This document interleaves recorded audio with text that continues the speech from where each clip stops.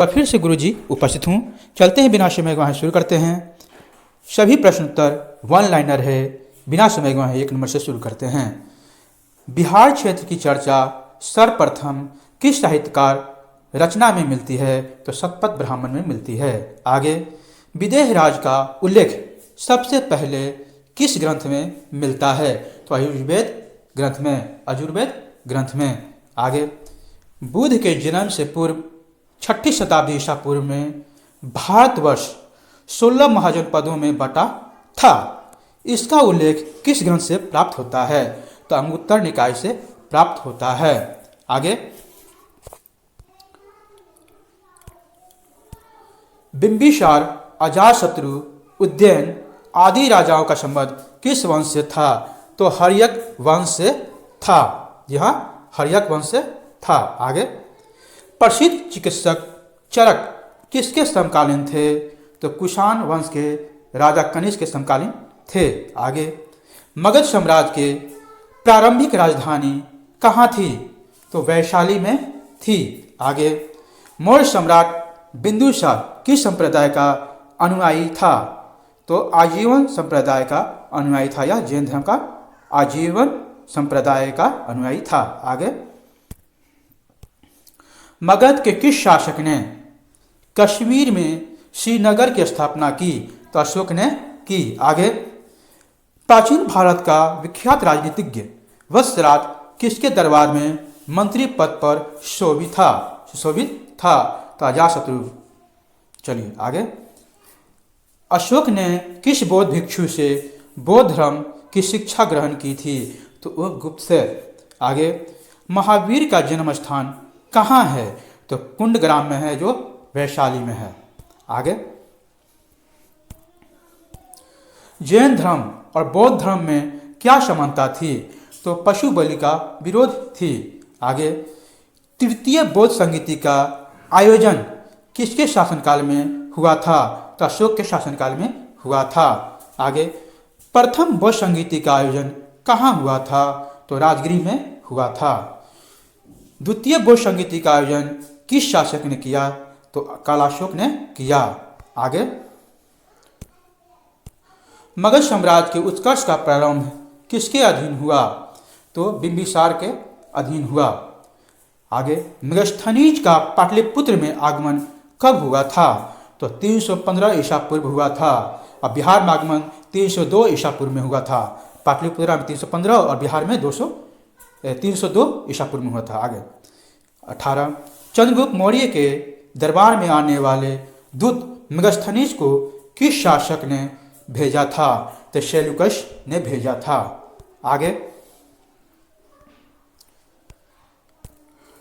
अर्थशास्त्र का लेखक कौन था? अर्थशास्त्र का लेखक कौन था? कौटिल्य या चाणक्य? चाणक्य का ही नाम कौटिल्य है। आगे, अशोक द्वारा अपने पड़ोसियों के साथ मैत्रीपूर्ण संबंधों का उल्लेख किस अभिलेख में है? तो शिलालेख 8 में है। शिलालेख 8 में है। आगे, मौर्यकालीन पाटलिपुत्र नगर प्रशासन के संबंध में जानकारी का प्रमुख साधन कौन सा है? तो इंडिका है। आगे, 22वां नंबर, धर्मपाल ने विद्या को प्रश्रय देने के क्रम में किस विश्वविद्यालय की स्थापना की? तो विक्रमशिला विश्वविद्यालय। आगे, प्रसिद्ध बौद्ध भिक्षु शरीपुत्र का जन्म कहाँ हुआ था? तो नालंदा में हुआ था। शरीपुत्र का जन्म नालंदा में हुआ था। आगे, मगध साम्राज्य में कलिंग का विलय सर्वप्रथम किस शासक ने किया था? तो महापद्मनंद ने किया था। आगे, बिहार के किन क्षेत्रों में अंग महाजनपद स्थित था? जी हाँ, बिहार के किस क्षेत्र में अंग महाजनपद स्थित था? तो भागलपुर और मुंगेर में। आगे, गुप्त काल में किस सम्राट के प्रयासों से नालंदा विश्वविद्यालय की स्थापना हुई? तो कुमारगुप्त प्रथम के प्रयासों से। आगे, नालंदा में स्थित 12 गांव महाविहार का पता किसने लगाया? तो कनिघम ने लगाया। आगे, हर्यक वंश के बाद मगध पर किस वंश की सत्ता स्थापित हुई? तो शुंग वंश का। आगे, महाभारत तथा पुराणों के अनुसार मगध का सर्वप्रथम राजवंश कौन सा था? जी हाँ, महाभारत तथा पुराणों के अनुसार मगध का सर्वप्रथम राजवंश कौन सा था? तो बृहद्रथ वंश था। आगे, मगध जनपद का संपादक कौन था? तो बृहद्रथ तथा जरासंध था। ये यहाँ बृहद्रथ, ठीक है, यहाँ बृहद्रथ होगा। मगध जनपद का संस्थापक कौन था? तो बृहद्रथ एवं जरासंध था। आगे,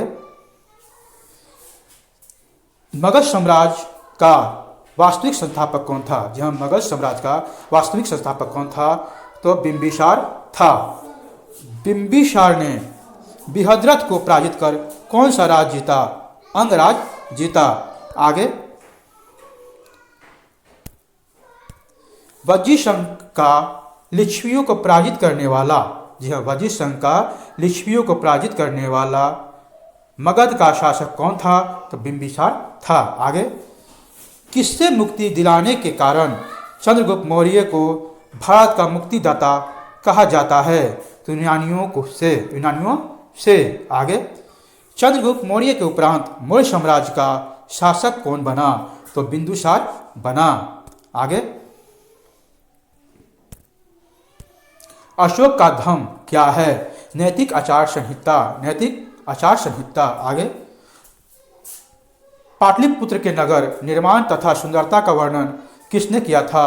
तो मेगास्थनीज ने किया था। आगे, किस विद्वान के अनुसार चंद्रगुप्त मौर्य ने पोली, यानी एक बार फिर सुन लीजिए, किस विद्वान के अनुसार चंद्रगुप्त मौर्य ने पालीब्रोथ्स उपनाम धारण किया था? तो एस्ट्रोबो के अनुसार। आगे, कौरव वंश का संस्थापक कौन था? तो अश्वघोष था। आगे, चंद्रगुप्त प्रथम का राज्याभिषेक कहाँ हुआ था? तब पाटलिपुत्र में हुआ था। किस शासक ने स्वयं को लिच्छवी दोहित्र कहा था? तो चंद्रगुप्त ने कहा था। आगे, बिहार में 7.5 फीट ऊंची बुद्ध देव की एक पीतल की मूर्ति कहाँ से प्राप्त हुई है? तो नालंदा से हुई है। आगे, बिहार में बौद्ध विहार का प्राचीनतम केंद्र कहाँ था? तो नालंदा में था। आगे, बोध गया के महाबोधि वृक्ष को क्षति पहुंचाने वाला शासक कौन था? तो शशांक था। आगे, हर्षवर्धन के समय में बिहार राज्य में कौन सा विश्वविद्यालय प्रसिद्ध था? तो नालंदा विश्वविद्यालय प्रसिद्ध था। 48, चीनी यात्री इत सिंह बिहार का भ्रमण लगभग किस वर्ष किया? तो 673 ईसा पूर्व किया। यहाँ तक बनने के लिए थैंक यू, शुक्रिया, बहुत बहुत धन्यवाद।